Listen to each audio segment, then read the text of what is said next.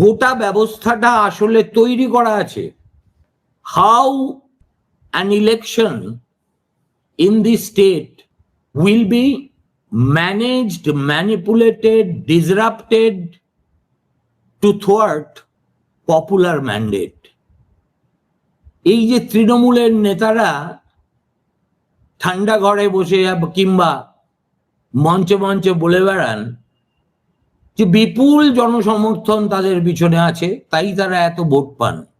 কিচ্ছু করতে হবে না, শুধু ওয়েবকাস্টিংটাকে একটা শর্ত নির্বাচন কমিশনকে 2026-এর নিয়মাবলীতে জুড়ে দিতে হবে যে ভোটের পরে যদি দেখা যায় ভোট চলাকালীন সিসিটিভির ফুটেজ পুরোটা অক্ষত অবস্থায় পাওয়া গেল না, তাহলে তার দায় নিতে হবে প্রিসাইডিং অফিসারকে এবং সেই বুথে বাধ্যতামূলকভাবে রি-ইলেকশন হবে।